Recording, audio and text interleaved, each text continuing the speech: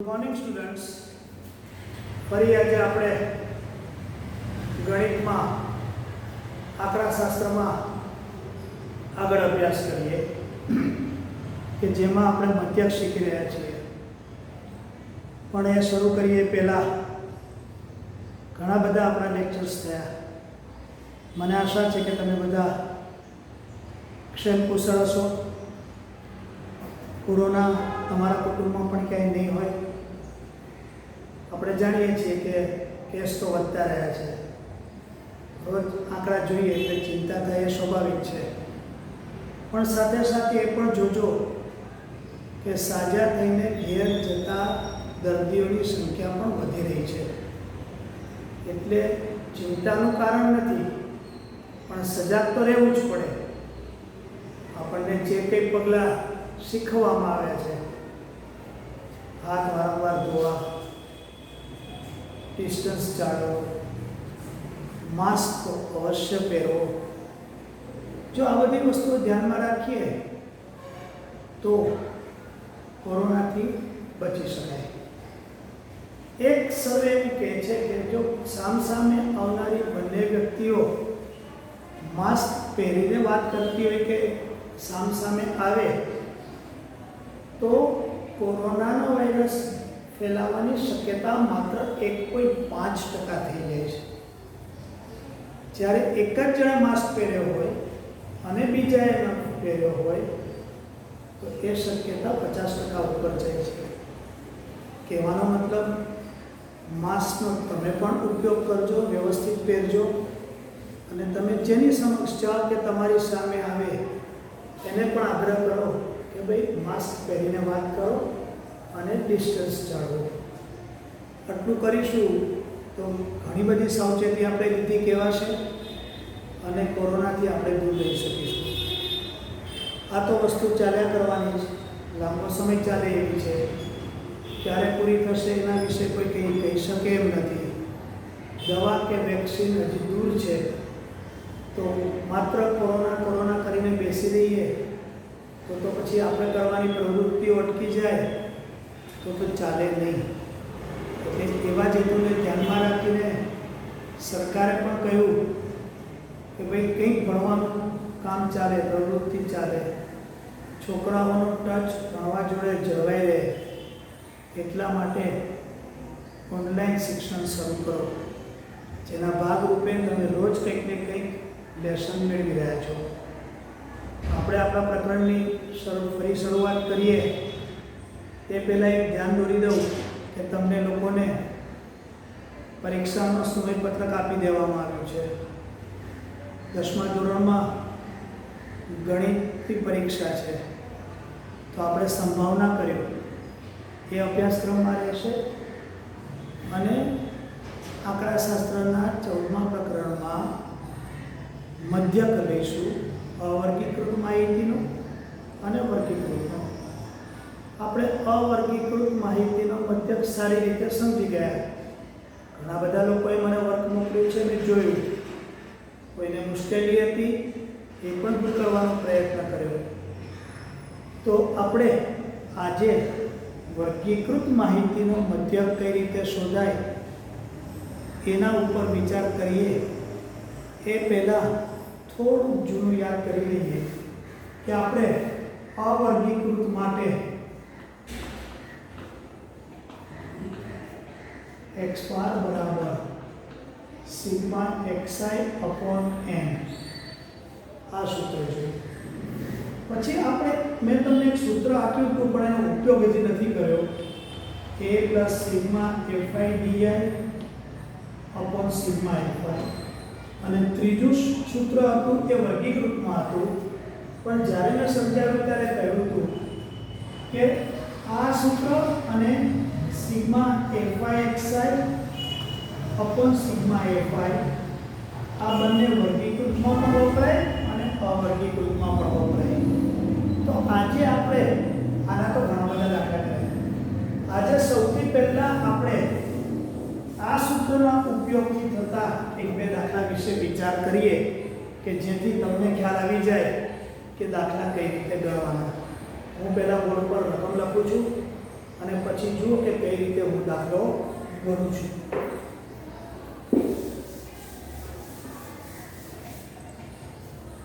ગણિતની 20 ગુણની એક પરીક્ષામાં ગણિતની 20 ગુણની એક પરીક્ષામાં વિદ્યાર્થીઓએ મેળવેલા ગુણની માહિતી નીચે આપેલી છે. તો તે પરથી માહિતીનો મધ્યક શોધો, એટલે કે આપણે તો x બાર શોધવાનો છે. હવે માહિતી કઈ રીતે આપી તો તમે જુઓ કે લોકોએ કોષ્ટક સ્વરૂપે આપી છે. પહેલું તો છે મેળવેલા ગુણ,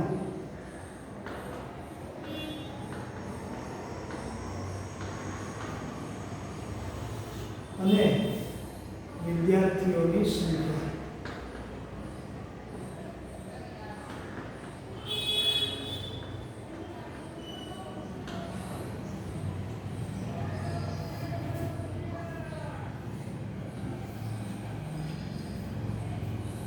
ચાર, 6, 10, 15, 18, 19. 4 માર્ક મેળવનારા 2 વિદ્યાર્થી છે, 6 માર્ક મેળવનારા 4 વિદ્યાર્થી છે, 10 માર્ક મેળવનારા 8 વિદ્યાર્થી છે, 15 માર્ક મેળવનારા 12 વિદ્યાર્થી છે, 18 માર્ક વાળા 3 અને 20 માર્ક મેળવનાર 1 વિદ્યાર્થી છે. એટલે કે અહીંયા તમને માત્ર અવલોકનો નથી આપ્યા, પણ એની આવૃત્તિ પણ આપી છે. આવું જ્યારે આપેલું હોય ત્યારે વિદ્યાર્થીઓની સંખ્યા એ તમારા માટે f થશે અને મેળવેલા ગુણ એ તમારું xi થાય. એટલે કે આપણે ખરેખર તો x બાર બરાબર sigma fi upon sigma fi સૂત્રનો ઉપયોગ જ કરવો પડે. હવે fi એટલે આવૃત્તિ અને મધ્ય કિંમતનો ગુણાકાર અને આવૃત્તિઓનો સરવાળો. આ સીધે સીધું આપણને ના મળે, એટલે આપણે આવા દાખલાઓમાં એક કોષ્ટક બનાવવું પડશે કે મેળવેલ ગુણ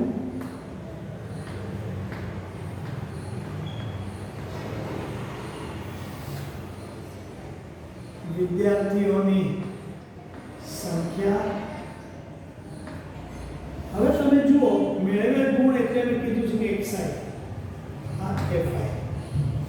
હવે આ બે કિંમતો જો આપણી પાસે હોય તો આ બેનો ગુણાકાર કરીએ તો આપણને fi xi મળી જાય. એટલે ત્રીજું ખાનું આપણે આ પાડ્યું. હવે તમે જુઓ મેળવેલ ગુણ 4, મેળવેલ ગુણ 6, મેળવેલ ગુણ 10, મેળવેલ ગુણ 15, મેળવેલ ગુણ 18 અને મેળવેલ ગુણ 20. હવે અહીંયા કર્યા પછી આપણે કુલ કરવા પડશે, માટે એક ખાનું વધારાનું મૂકવું પડશે. તો આ તમારું કોષ્ટક આ માહિતી માટેનું છે.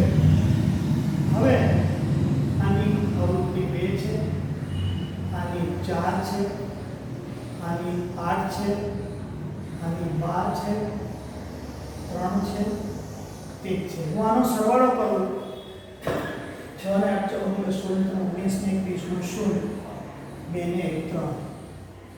તો આ જે 30 આવ્યા એ મારા સિગ્મા fi અથવા તો f આવી ગયા કે જે મારે અહીંયા જોઈએ છે. હવે આપણે fi xi નો ગુણાકાર એટલે 0 8 6 ચોકુ 24 8 દાન 80 15 ગુણ્યા 12 એટલે 180 18 તેરી 54 અને 20 ગુણ્યા 1 એટલે 20. હવે જો હું આનો સરવાળો કરી દઉં તો મને સિગ્મા fi xi મળી જાય. તો તમે આનો સરવાળો કરશો તો 366 આવશે. ચેક 12 16 3 11 19 ને 24 × 26 2 ને 3. હવે તમે જુઓ કે સૂત્રમાં જોઈતી બધી વિગત આપણને મળી ગઈ. તો હવે આ સૂત્ર લખી અને 366 છેદમાં 30 તમે 2 છેદ પહેલા ઉડાડો એટલે 15 18 36 3 3 ઉડાડો એટલે 5 3 6 18 3 1 3 61 5 5 1 5 5 2 10 અને 5 2 10 એટલે કે આ માહિતીનો મધ્ય 12.2 આવ્યો. આ તમારો જવાબ થયો. એટલે કે જ્યારે આવૃત્તિવાળા દાખલા આવે ત્યારે તમારે આ કોષ્ટક અચૂક બનાવવું પડે. એટલે કે xi જોઈએ, fi જોઈએ, પછી આપણે બધી આવૃત્તિનો સરવાળો કરીને સિગ્મા fi મેળવી શકીએ. xi એટલે કે મધ્ય કિંમત અને આવૃત્તિનો ગુણાકાર કરીને દરેક માટેની fi xi મૂકી શકીએ. એનો પણ સરવાળો કરી અને સીધું આપણે સૂત્રમાં જો આ કિંમતો મૂકી દઈએ અને સાદુરૂપ આપીએ તો આપણને આ દાખલાનો સરસ રીતે જવાબ મળી જાય. હવે આ જ દાખલો આપણે fi xi છેદમાં સિગ્મા fi થી કર્યો. માની લો કે આ દાખલો મેં સૂત્ર પ્રમાણે તમને કહ્યું હતું કે a sigma fi di upon sigma fi, અને મેં ટૂંકી રીત લખી હતી તમને યાદ હોય તો, એના દ્વારા કરવો હોય તો કઈ રીતે થાય? તો જુઓ, હું તમને પહેલા તો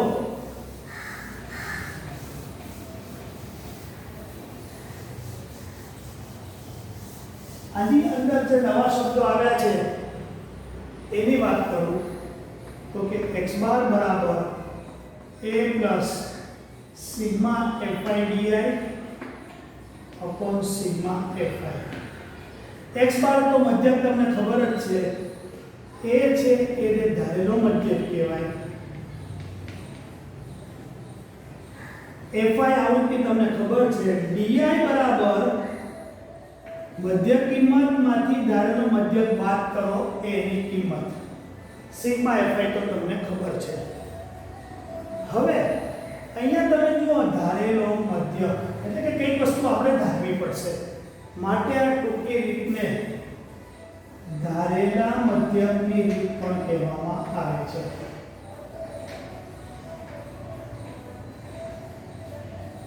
તો આના ઉપર આપણે આ જ દાખલો ગણવાનો પ્રયત્ન કરીએ. તો આપણે સ્વાભાવિક છે કોષ્ટક તો બનાવવું જ પડશે. તો તમે જુઓ, ફરી કોષ્ટક બનાવું છું. મેળવેલું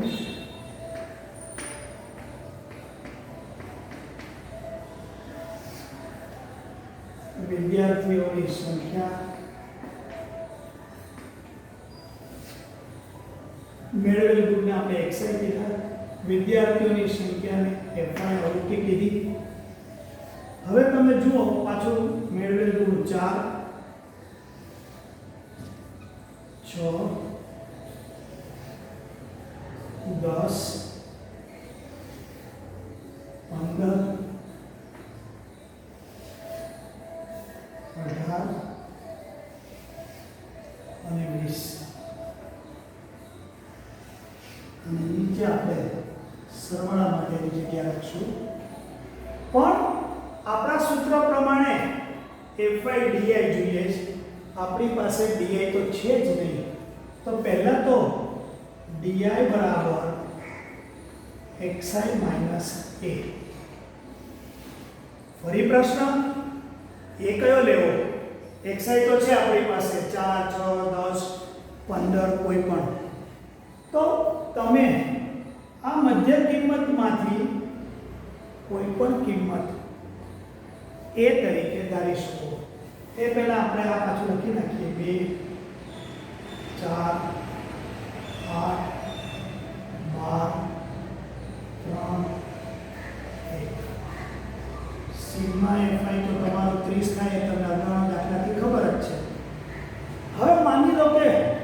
હું ધારેલા મધ્યક તરીકે આમાંની કોઈ પણ કિંમત જો લઈ શકતો હોઉં તો હું 2 4 પણ લઈ શકું, 6 પણ લઈ શકું, 10 પણ લઈ શકું, 15 લઈ શકું, 18 કે 20 પસંદગી તમારી. હું માની લો કે 15 લઉં છું તો આ પ્રમાણે 15 કરી અને કોઈનો પ્રશ્ન થાય કે સર તમે 15 કેમ લીધી, 10 કેમ ના લીધી? તો કોઈ પણ કિંમત તમે મધ્ય કિંમતને એ તરીકે લઈ શકો. તમે 2 4 લેશો તો પણ દાખલો સાચો આવશે, 20 લેશો તો પણ જવાબ સરખો જ આવશે. પણ અહીંયા એક થંબ રૂલ છે, સામાન્ય પદ્ધતિ છે કે જેની આવૃત્તિ વધુમાં વધુ હોય તો કની આવૃત્તિ વધારે છે અહીંયા 12, એની મધ્ય કિંમતને ધારેલા મધ્યક તરીકે લઈએ તો ગણતરી પ્રમાણમાં સહેલી પડે. આ એક પદ્ધતિ છે, થંબ રૂલ છે. કાયદો નિયમ કેવું નથી કે એના સિવાય કંઈ લઈએ તો દાખલો ખોટો પડે. તો મેં વધુમાં વધુ આવૃત્તિ 12 હતી એટલે એની મધ્ય કિંમત 15 ને એ તરીકે લીધું. હવે ફરી પાછું xi માઈનસ a દરેકનું આપણે કરવું પડશે. તો પહેલી મધ્ય કિંમત છે 4 અને મેં ધાર્યા છે 15 એટલે -11. તો હું અહીંયા -11 લખીશ. ત્યાર પછી પાછું 6 -15 -9 એટલે -9 લખીશ. ત્યાર પછી 10 -15 -5 15 -15 0 15 અરે 18 -15 3 અને 20 -15. તો આ તમારી ડીઆઈ ની કિંમત આવી. હવે તમારે ગણતરીઓ બધી મોઢે આવડતી હોય તો વાંધો નથી, ખોટું ન પડતું હોય તો. પણ તમારે એકાદ બે ગણતરી તો પદ્ધતિ તરીકે સ્ટેપ તરીકે બતાવવી જ પડે, બાકીના મોઢે ગણી કાઢો તો ચાલે. હવે મને fi પણ મળી ગયા, di પણ મળી ગયા. હવે હું fi di નો ગુણાકાર કરીશ એટલે કે સિગ્મા fi di -22 -36 -40 12 ગુણ્યા 0 એટલે 0 3 તેરી 9 5 એકુ 5. તો તમારા જુઓ કે આ બધા તમને fi di મળી ગયા. પણ હવે તમારે આનો સરવાળો કરવો પડશે. સિગ્મા fi di તો હું પહેલા માઈનસ નો સરવાળો કરી નાખું. 6 ને 2 8, 3 ને 2 5 ને 4. તો હું પહેલા અહીંયા -98 લખું અને 9 ને 5 14. 5 માંથી 4 જાય 4, 9 માંથી 1 જાય 8 અને મોટી રકમની નિશાની. તો તમારો સિગ્મા fi di -84 આવે. અહીંયા ધ્યાન એ રાખજો કે જ્યારે પણ આ કુલનું ખાનું બનાવો એ મોટું બનાવજો પહોળાઈમાં, કે જેથી આ કામ બહુ ચોખ્ખું અને વ્યવસ્થિત રૂપે જોઈ શકાય. હવે આપણું સૂત્ર છે x બાર બરાબર a plus sigma fi di upon sigma fi. એ કેટલો ધાર્યો છે આપણે 15. fi di માઈનસ છે એટલે -84 અપોન 30. હવે અહીંયા 84 અપોન 30 ને સાદુરૂપ આપી દઈએ. 30 × 60 8 તેરી 24 2.8. 15 માંથી 2.8 બાદ કરો 16 10 માંથી 8 જાય 2 12.19. તમે જુઓ પહેલા પણ જે આપણે રીત કરી એનો પણ જવાબ આ જ હતો, આનો પણ જવાબ આ જ આવ્યો. બરાબર છે. હવે તમારા લોકોએ જો પ્રેક્ટિસ કરવી હોય તો તમે 10 લઈને આ દાખલો ગણશો તો પણ જવાબ તો 12.2 આવશે ને આવશે જ, અને તમે ખરાઈ કરી શકશો. આવો જ એક દાખલો ચોપડીમાં તમને આપેલો છે. એ દાખલો હું તમને હોમવર્કમાં આપું છું, અને એ છે પેજ નંબર 228, એનું ઉદાહરણ 1. ભલે ગણેલો દાખલો આપ્યો છે, મારી રીત પ્રમાણે કાં તો સિગ્મા fi xi થી અથવા તો ધારેલા મધ્યકની રીતે, બંને રીતે હું તો કહું છું ગણવાનો પ્રયત્ન કરજો, અને તમને જવાબ સરખા જ મળશે અને સાચા જ મળશે. આ દાખલો બહુ જ આપણા માટે પરીક્ષાલક્ષી પણ અગત્યનો છે. બરાબર, તો આજે આટલું કામ કરજો, અને આ આપણે અભ્યાસક્રમમાં પણ લીધેલું જ છે, એટલે આની તૈયારી પણ તમારે કરવાની આવશે. આજે આપણે પૂરું કરીએ છીએ. Thank you very much.